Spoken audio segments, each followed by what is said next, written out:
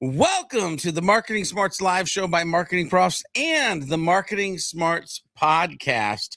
That's right. It's the Marketing Smarts podcast. And let's go ahead and pause for 1 second because, well, we need to, and then we'll get going here.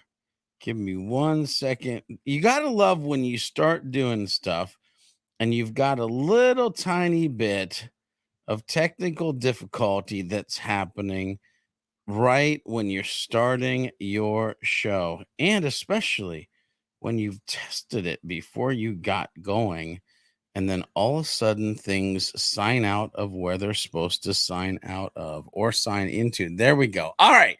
Now, without further ado, we're going to get into this. Welcome to the Marketing Smarts live show by Marketing Profs and the Marketing Smarts podcast, where we dive into B2B news, resources, valuable guest content, and much, much more each and every week. If you're a B2B marketer looking for a place to learn, keep up to date, and have some fun along the way, well, grab a beverage, a notepad, or at least some style of writing utensil, and welcome to the show. Hello to all my Marketing Smarts live viewers today. I'm super excited to bring you episode 54 of the Marketing Smarts live show. This week's topic is all about building a partner community for B2B marketing and sales success. So if you're ready to get your learn on, well, buckle up and let's get ready to rock and roll. I need to get like a sound effect of like a guitar riff or something that happens right there. Anyway, I'm your boy, George B. Thomas, speaker, trainer, catalyst, and host of this here show, the Marketing Smarts live show, as well as the Marketing Smarts podcast found on your favorite podcast app. Our guest clips today are brought to you by none other than Frank Belzer. Frank Belzer is an international business development expert based in Orlando, Florida. He is the Chief Sales and Marketing Officer at Icon Park, and before that was the SVP of Sales for Universal Parks and Resorts, where he oversaw all domestic and international sales strategies. Frank is a featured speaker and panelists at conferences and trade shows worldwide. Now, remember, the clips of Frank Belzer today are pulled from the full Marketing Smarts podcast episode. And if you want to listen to the full interview with Frank Belzer and myself, make sure to tune into the Marketing Smarts podcast. Link to the entire show will be in the description below after the live show ends. That's right, all the right links in all the right places at just the right time. Now, in this episode, again, I'm talking with Frank Belzer about building a partner community for B2B marketing and sales success, different than that B2C thing. So in the first question, I wanted to ask Frank about the mix of things to pay attention to when building out a partner program.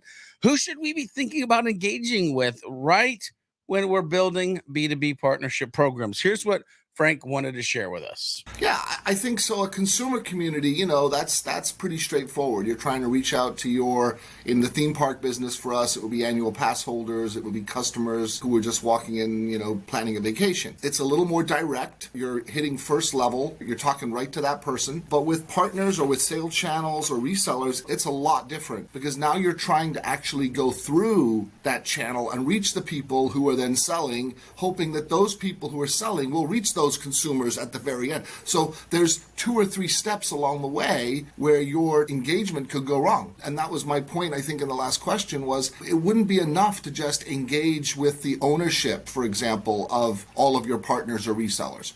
That's nice, but that's not going to move the needle. What about the management level? Well, that's still nice. You want those people involved, but really what you're trying to do is you're trying to engage with the management, you're trying to engage with the management team and the executive, and also with the front line, with the people who are working on your product or selling your product or supporting your product. So it's a lot more challenging, I think, than a consumer community. Getting the B2B community right has got a lot more nuance and there's a lot more complexity to getting that to work for you. A lot more complexity to get it to work, but I think it's super powerful when you do. But did you hear that? There are several people or types of people to be engaging in multiple things that you should be thinking about if you're building out a partnership. You can't just interact with one level of the humans you are selling or serving to. Have you created a B2B partner program or are you thinking about it in the future? Hey, Put the answer to that in the chat pane or let me know on X using the hashtag MPB2B. And of course, tag me using @GeorgeB. Now, we'll get back to Frank and his thoughts on building a partner community for B2B marketing and sales success. But first, I have to ask, are you part of the Marketing Profs community? If not, become part of the Marketing Profs community by heading over to mprofs.com/MP today. That's mprofs.com/MP today. Now, it's time for one of my favorite sections in the B2B news, where we talk about breaking B2B news or really important tips we find on the Google News tab related to you and your B2B business. This week, the title is "A Forrester Predicts a Turbulent Year for B2B Marketers in 2024." I'm not trying to be, any sort of way here, but that's the title by John Elliott, and it comes to us via Forbes. So, turbulent year in 2024. Let's take a look. Forrester released its 5 predictions for B2B marketers for next year. And as Laura Ramos, vice president and principal analysis of the firm, puts it, it's going to be a turbulent year. The rapid evolution of generative AI is at the heart of 2 of Forrester's predictions, and Ramos explained why it will create turbulence. We went from desktop computers to laptops, and laptops allowed us to do different things. And then we brought in our smartphones, but those changes happened over a long period. Generative AI is going to create the opportunity for change at a much faster rate. Figuring out where to focus the resources that you're using to turn your generative AI experiments into business value is where the pressure points are going to be. Some organizations are going to do really well and get ahead, and others are going to struggle and fail. Anyway, want to dive into the 5 predictions? To read this article, check out the link below when the live show is over. That's right. Right links, right time for you to learn those 5 things. Let's get back to Frank Belzer and his Marketing Smarts podcast episode. When I heard Frank answer our previous question, I thought, man, this sounds like a different animal than I might have thought about when historically thinking about partnerships. Again, that whole B2B thing. What about you? Did it sound different when he was explaining? Well, I asked Frank a simple but powerful question based on my thoughts, and his first answer to that question: what does Frank think about when he thinks about partnerships or building a community of partners, and what should we? Here's what he shared. I do think it's a different animal. And I'm going to be honest here. When I started, I'm going to give myself a pat on the back. I think one of the best things I did was I had this piece of art that I put on the wall, and it was basically a very sort of cheesy, cartoonish drawing of a typical community. It was like a village, and it had a coffee shop, it had a gas station, it had a church, it had another church, it had a school. And my whole message to the team was, this is what a community looks like. It's made up of all these different components, and the most beautiful communities that we know.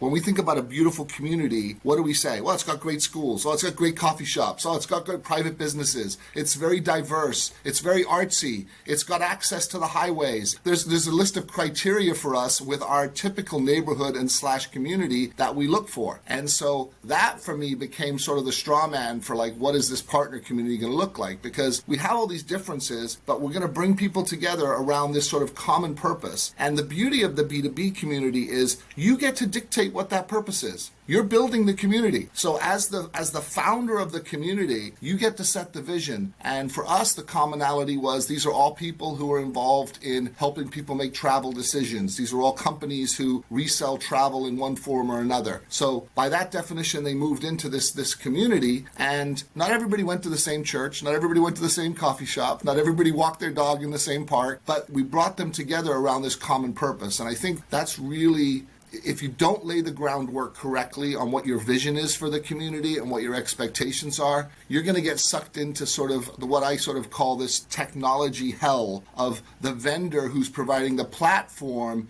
dictating to you what a community should look like, and they're really building a community around their technology, not the other way around. So I think it's really important to have a very clear idea of what does our community look like. Ooh, are you in technology hell? Or are you building your community around tech or the tech needs around your community? There's Something to think about right there. More importantly, do you think of your partner program as a community building initiative inside your organization? Well, we'll get back to Frank in a few minutes, but first it's time for some dope B2B learnings from the vault of Marketing Profs articles. That's right, it's time to dig into the treasure trove of valuable information and pull out two pieces of gold to help you be a better B2B marketer.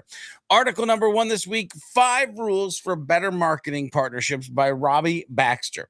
Listen, marketing partnerships can be one of the cheapest, fastest, and easiest ways to grow your business and test new market opportunities. It can also be a black hole for resources.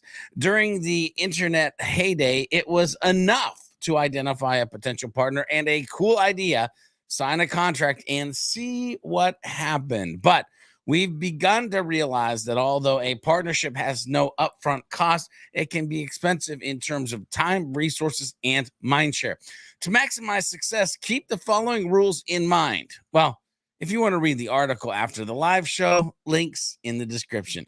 Article number 2 this week is Avoiding Partnership Pitfalls by Karen Schaff-Glazier. Everyone wants to be your partner. Man, that is so true so many times. To help you increase revenue with the latest and greatest gizmos or secret weapons, but too many times we find ourselves in the partner conversation with what appears to be a great sales channel, only to find out quickly that it's a one-way street. You're finding sales leads and opportunities while your partner makes the money. Partnerships, alliances, strategic networks, whatever you call them, they're nothing more than two companies coming together to find ways to leverage each other's products and or services. The goal typically centers on finding additional revenue streams and new market entry points. Want to keep learning more? If so, check the links in the description below after the live show to get access to both amazing Marketing Profs articles. Okay, back to Frank Belzer.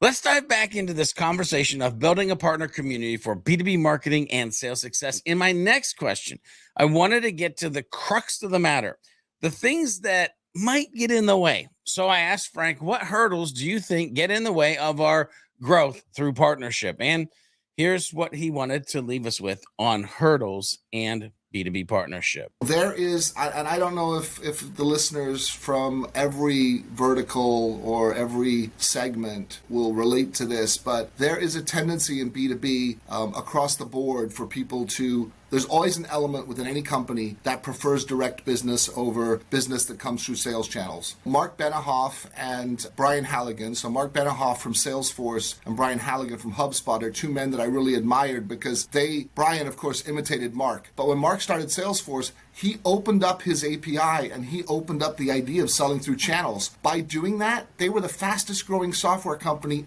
ever.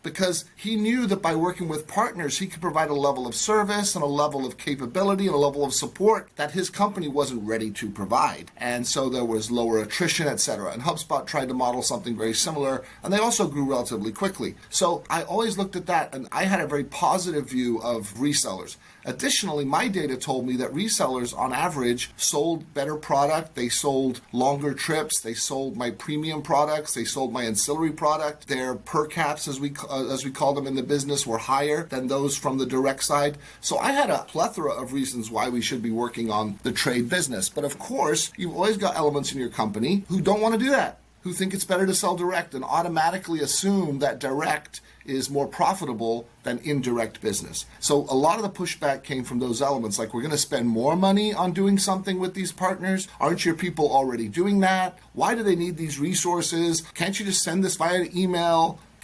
Can't you just do this on a free platform? So that was all the pushback that we got. And not to mention that, as with anyone, the IT stack was getting higher, and this involved an element of IT. And they weren't really super keen on now doing something that involved working with all these different partners and the potential complexities that has as well. Can't you just send this in an email or use a free platform? OMG. What do you think about partnerships? Do you think that they're complex? Are they worth it? Have you thought about introducing one into your B2B organization? What hurdles have gotten in your way if you've historically tried it? We're going to get some final words of wisdom from Frank Belzer here in a few minutes. But right now, It's time to turn the spotlight on you, the Marketing Pros community. Yep, time for from the hashtag MP B2B community. We search far and wide in the hashtag MP B2B universe to find amazing information and conversations to bring to you, the masses. So first, make sure you're using the hashtag, and second, make sure you have fun and add value to the community along the way. Then we'll spotlight you or your crew on the show. This week, it's Nancy Harhut, marketing creative, behavioral science, author, keynote speaker, consultant. And her LinkedIn post goes, oh yeah, DJ Graffiti, who I met at hashtag MPB2B, will kick off day 2 of the hashtag Guru Conference, the world's largest virtual hashtag email marketing event. Guru Events knows how to plan an amazing online event, so snag your free ticket now and don't miss the rocking kickoff to day 2 or day 1 when I reveal 15 email mistakes you don't even know you make and how to fix them. Hashtag persuasion, hashtag Guru Events. Here's the deal. DJ Graffiti, I met him at hashtag MPB2B or the B2B forum as well.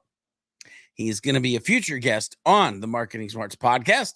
So make sure you subscribe on your favorite podcast app. And the fact that Nancy Harhut mentioned him and the fact that she's amazing and the additional learning that you could do, that's why it's in the community. You need to check out the description and the great photo, by the way, of Nancy and DJ Graffiti. Click that link, check out the post, and read or learn more after the show is over.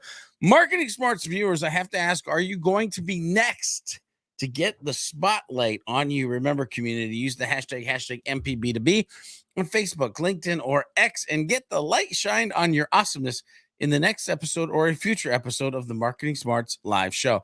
Pro tip, it won't hurt if you tag me in your post as well.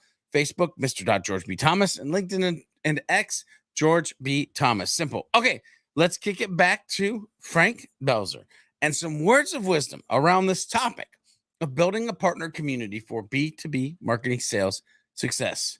Here's what Frank wanted to leave you with words of wisdom. One of the things that's happened to us all in marketing, sales, biz dev, all of these places is that we've had such massive advancements in technology, and there's so many tools and there's so many measurement tools. Just do a Google search for marketing analytics and just watch what happens.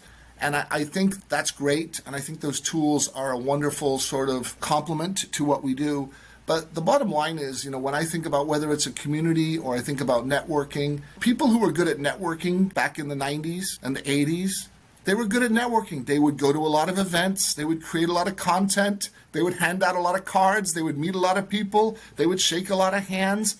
The principles are exactly the same as we have with social networking. If you were a good networker in the 80s, if you have that mindset about getting to know about other people, and then it works with these platforms. And so I think one thing is, don't forget about the customer. Don't forget about the fundamentals and the basics. We have decades of consumer research out there that proves how people feel and what people like. And many times the data that you're going to get from a lot of the analytics tools, it's measuring what can be measured, but that doesn't mean that's all that is happening or all that is measurable out there. So don't forget to sort of think about the customer and think about what you're really trying to do. Don't get hung up too much, and don't let the technology become your strategist. I guess that's the bottom line. Ooh, don't let the technology become your strategist. Now, those and the other words that Frank had are words of wisdom. Have you enjoyed today's journey? Let us know. Use that hashtag MPB2B on whatever platform you may be joining us on. All right, ladies and gentlemen, it's time. Time flies when you're having fun. Head to the description below, click on the link to the full Marketing Smarts podcast with Frank Belzer, and keep on learning more about building a partner community for B2B marketing and sales success. Remember, these were just a few clips of the original Marketing Smarts podcast interview. If you got value from today's show, hit that like, or better yet, share it with a coworker or a friend. To keep learning more, hit subscribe or watch additional Marketing Prof videos on your favorite social channel, or head over to our YouTube channel if you're not there yet. Or you can go tune into the original Marketing Smarts podcast episode on your favorite podcast app.